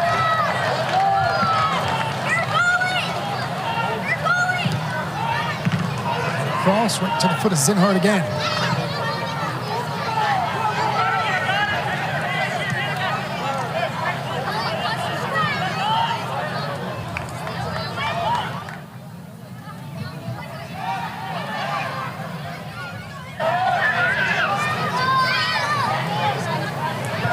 Hot with some space, gonna serve one in. Just got a foot on it, did O'Farrell.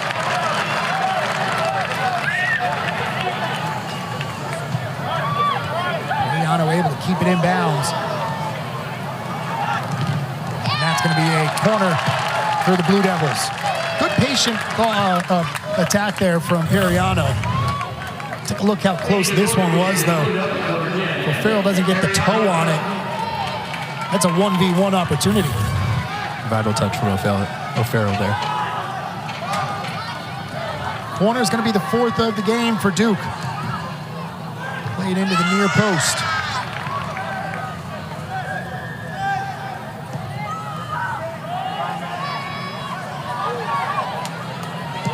Everybody drop back right now for the Tar Heels. Loose.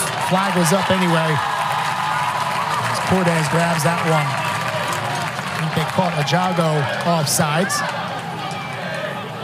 So it's going to be important for Carolina to slow down the game, take a little bit of the energy out of it. Because with the man down, you need to conserve all the energy possible. Top for Ajago. Zinhart got there at the same time. And it's going to be a corner. Jago going quickly. Periano will slow things down as he sets up for the right-footed cross.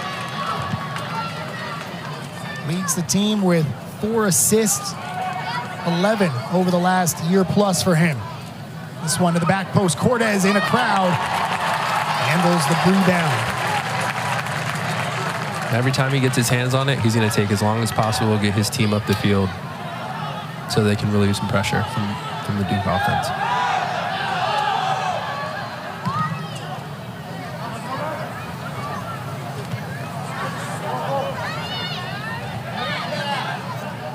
Johnson, sophomore from Chesterfield, came on to replace Charles, plays that one ahead.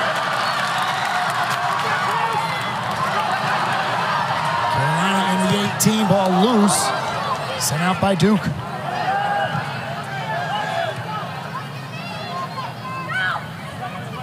Now, in a situation here where you're not going to get the counterattack, do you try and play possession soccer where you're not playing defensive, but you're just making those short passes to make sure you're not giving the ball away? For Carolina or Duke? For Carolina. For Carolina, the more possession they can have, the better it is for them, because when you have the ball, the other team can't score. But it's just going to be more difficult because Duke has a number up. But in practice, I'm sure they work on numbers down situations all the time, and they still have the technical quality to be able to break Duke down on the press. But the problem is when you go a man down is the confidence and belief in your ability. And if they miss a pass or two there, they may start to choose the more safe route and just go long. Gets this one in, and it's sent out by O'Farrell. Orson taken down to the ground. Duke wanted a whistle, didn't get it. Right back on the attack, though.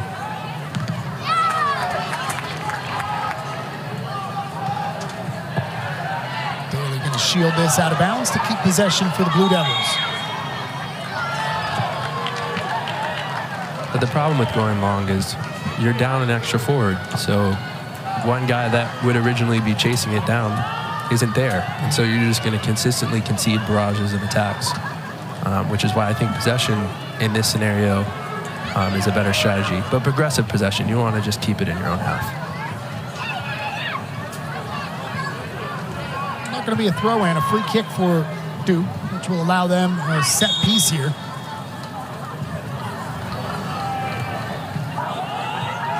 To Daly, some more room for him. Really heads up play by Holvin.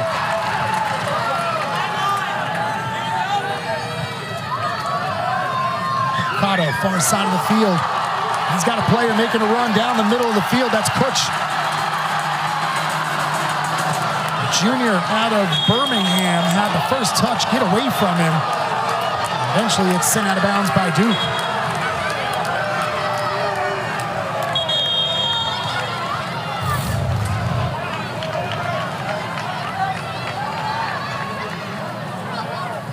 Great look to find him there. Just couldn't quite control that first touch, and that's so important, that first touch, right? I mean, you can get a ball, but if it's not the right touch, then everything gets slowed down. Look at this. Carlos Samuano going to get a yellow card now. So John Kerr given a red and tossed in the first half, and now Carlos Samuano getting a yellow here in the second half. Tell me something you haven't seen at a soccer field before. This game's probably going to give it to you. Yeah, I certainly haven't seen this before. Little book that the judge keeps, the ref, that he writes all those names down in. You may need to get like a full-size notebook for this game. Honestly.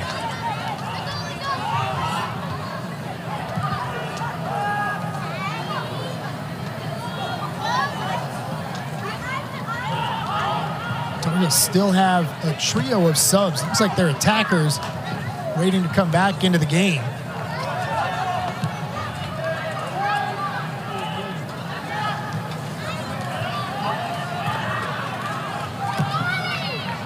Duke going to reverse field, send it near side. Masalis just hit that one off the side of his foot. That was a great opportunity for the Blue Devils there. Give Carolina a chance to get 4 subs in. Charles, one of them that are going to come back on. Vichian in there, as well as El Kwak.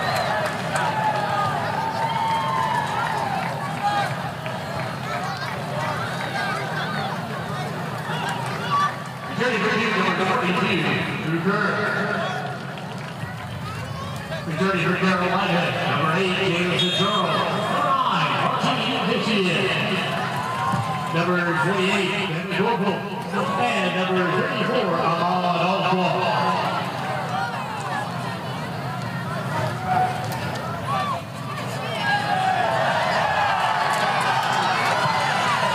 Samuano livid on the other side. He wanted a foul there as Charles has it taken away.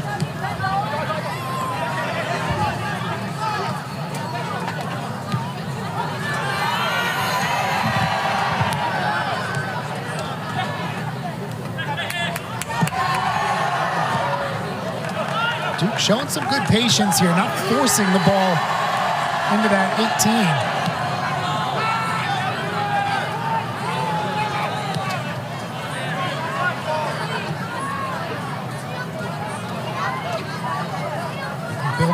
screen now.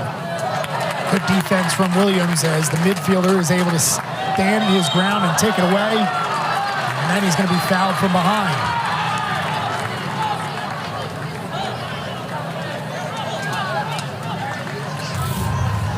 Jorgensen on the foul here.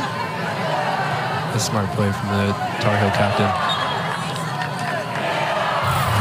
You could see a little cagey smile Williams had when he got up. He knew he got exactly what he wanted in that situation. Absolutely. Opportunity to waste some time. And it gives him a chance to get his team up the field. And like you said, waste the time. Been 10 minutes since Herman got his second yellow card and was sent off. Blue Devils have had some looks.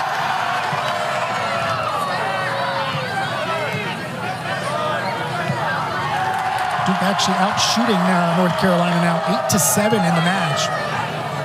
Just 2 of those 8, though, have been on frame.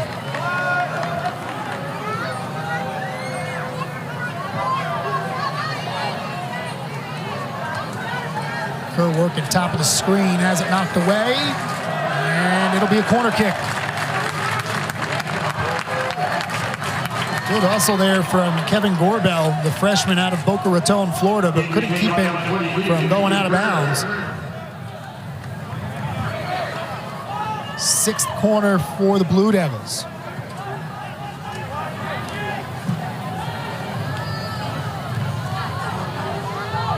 Still loose, and finally sent out. That was the freshman Gorbell. Served back in over the head of Bjornsson, who they were looking for, and it'll be a goal kick. Take another look at this one. Just bounced around a pinball. That's what you want from an offense. Just couldn't get a foot on it. Yeah, chaos in the box is exactly what Duke wants. Great clearance from the Tar Heel defense.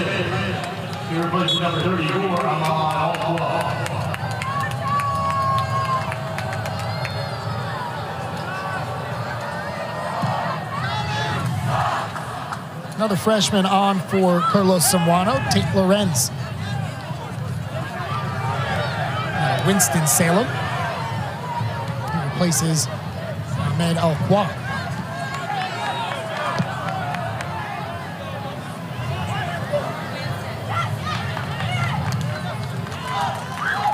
Farrell will send it out of bounds near side. Just over 12 minutes remaining. It's been a 2-1 North Carolina lead since about midway through the first half.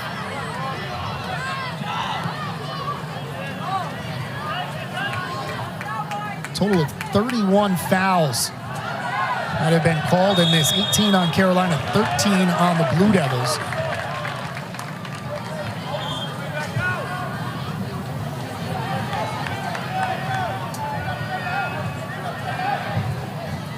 Clock's starting to work against the Blue Devils here. This is a fantastic opportunity to grab one back.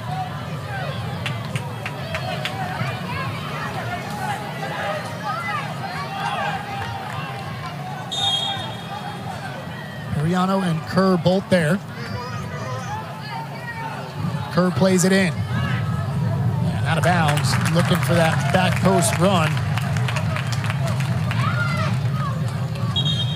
Jago as well as Bjornsson. Comes another North Carolina sub. Kovic back on for the Tar Heels.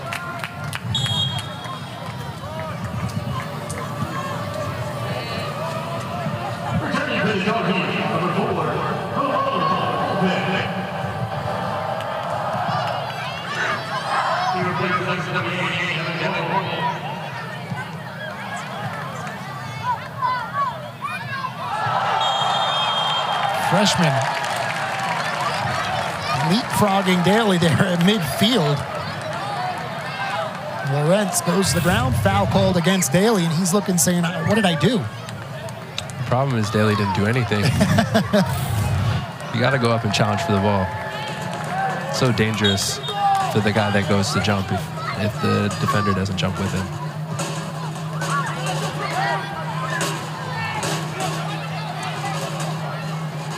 Vichy entangled up there with Lopez. Lopez looks a little bit gimpy. Keep an eye on him as Duke builds up now to the midfield.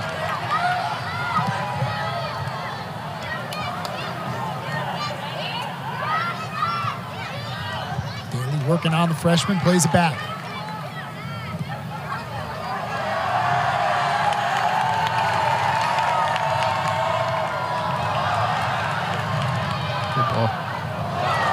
Just missed the head of not one, but two Blue Devil players. Great defense from Carolina. There's a yellow against Periano, arguing he thought it was touched by Carolina. Multiple Duke players did. Frederick, as well as Jago. I think from our angle up in the booth, the Carolina defender definitely did touch that, so I think his claims are warranted.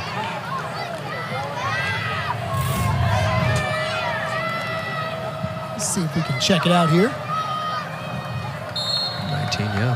Comes up 18. 18 right there. It was off of the head of Harper. Carolina gets away with one. Now, honestly, I don't know how many yellows there are now. I looked down and I said, all right, has he gotten a yellow yet? No. But half of the roster has a little mark for a yellow card on my sheets here. There we go. Our crew's got us. 13 yellow cards that have been handed out between these two today. Daly with a chip. Cordes with a good read.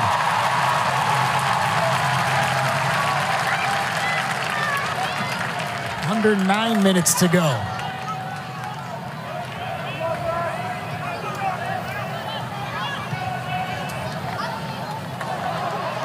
Jago trying to play coy there, getting in behind Cordes.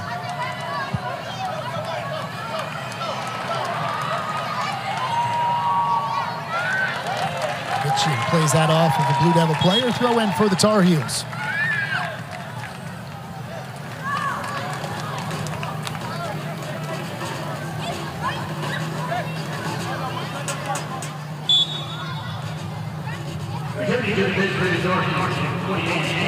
It's a nice job right here by Carolina, just eating up clock and also moving the ball downfield. Since the goal kick that they had, it's been a minute and a half taken off the clock already and really no game action. No, it's honestly great from the Tar Heels.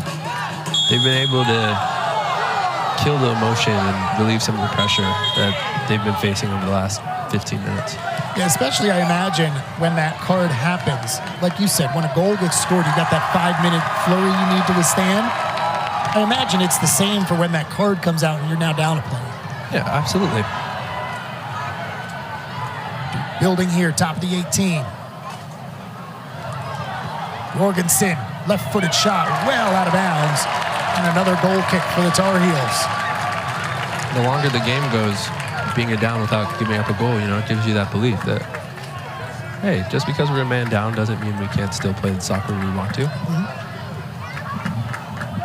Great look and breakdown right there of the difference of two halves. Yet the goal comes in the first half on your only shot for Duke. It's the way the game goes sometimes, right? That's why it can be so frustrating. Absolutely.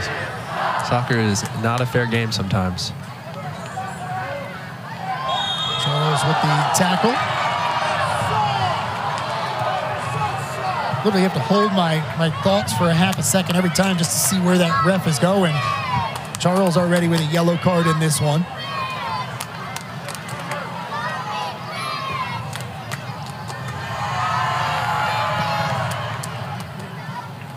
Williams that got a piece of it.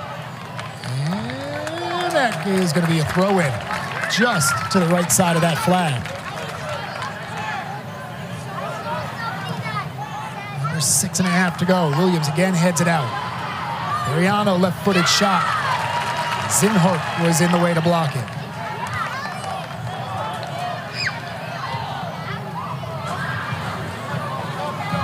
Daly with a cross. High floater headed back towards the goal mouth. Cordes up to the crossbar to take that one away. You see the frustration from Frederick there.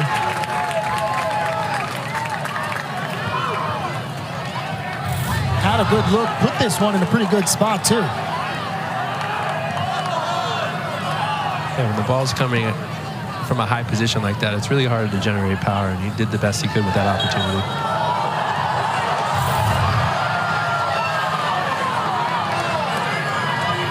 Restart, 5.5 to go. If you're Duke, at what point do you start keeping an eye on that clock? You're only down 1, so it's not like you have to play outside of yourself and get multiple goals here quickly, but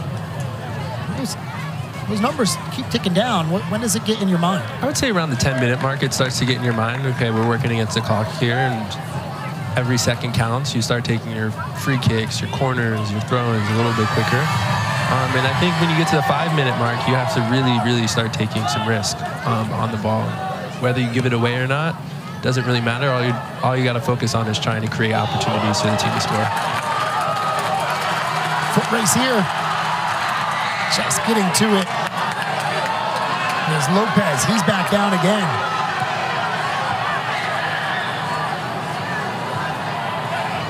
Jago looking for an opening. Solis, back post. Daly there. It'll go out of bounds, and they'll stop things. It's going to be a corner kick, actually. I haven't noticed it yet, but Lopez is still back at midfield. He went down a few minutes ago back in Duke's final third. Got up, was a little bit gimpy, and that last collision there with Vician hasn't been able to get back up. Take another look here. I think he got stepped on here. Yep, stepped on right in the heel. Oh, those ones are painful.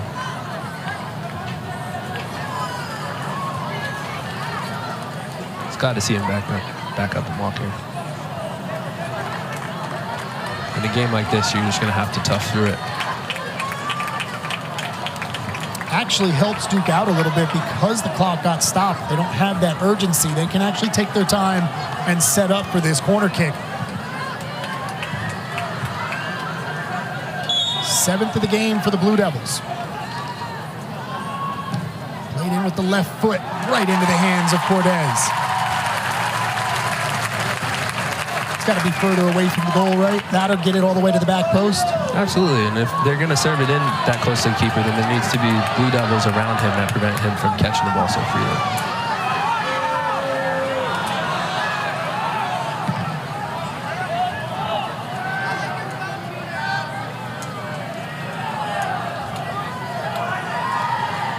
Kerr can track this one down and send it near side. A little over 3.5 left.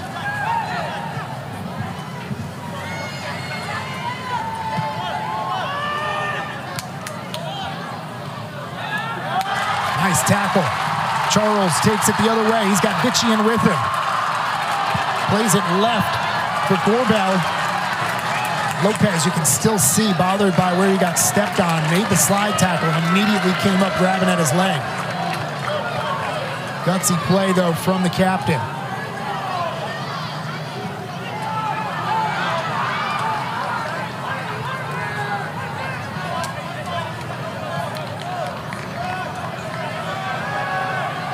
Jorgensen, Daly. 3 to go. Carolina clears.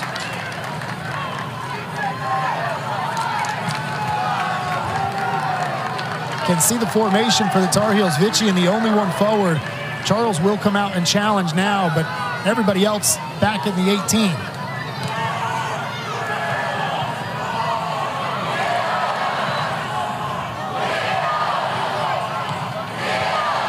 Mariano plays it near side. Solis looking for the cross. Good positioning defensively there by Holbeck.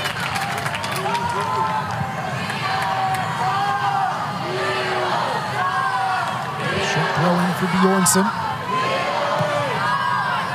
Mariano looking for Frederick. Ball still loose. The shot pulled. Defender was there. Cortez with a save. Shot off the crossbar. Wow. Still loose. Header out of bounds. Are you kidding me? A save.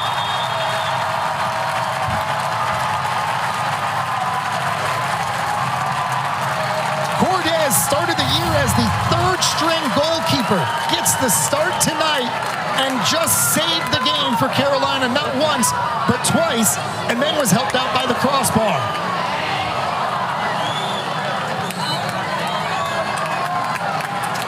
Those are the type of plays that make what it takes to win a game in this rivalry. Looked like O'Farrell helped to block part of the shot there from Ajago as well, so the defense helping to keep her out. You could see the fist bump there from Cortez after the flurry. Under 2 to go. I told you when we started this, Carolina-Duke, you always get a great matchup. It doesn't matter the sport. We're getting it living up to the hype right now. And a yellow card to somebody on the bench for Carolina now.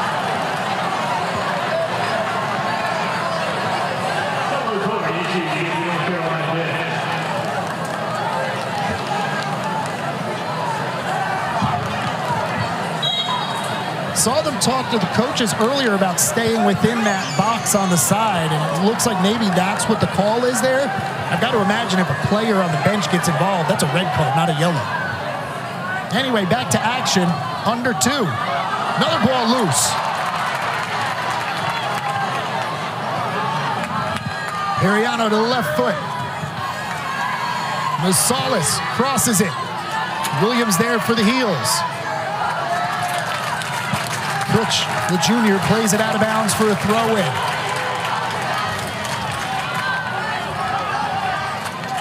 Desperation time now for Duke. Frederick. And Williams will send it upfield. That'll get the clock under a minute.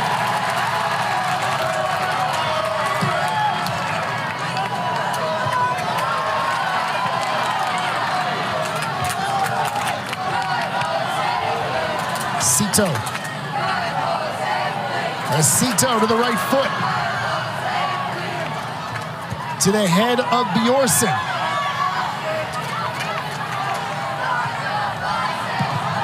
Shot low on the ground. Williams got in the way of it. Kerr. Looking to settle this one is Ajago. 20 seconds to go. Acito. Cortez, again, up to the task, makes the save. And that should do it. They'll be able to waste these last 10 seconds off the clock. An instant classic here in Chapel Hill, North Carolina. 2-1 winners over the Duke Blue Devils in a thrilling matchup here on a Sunday evening.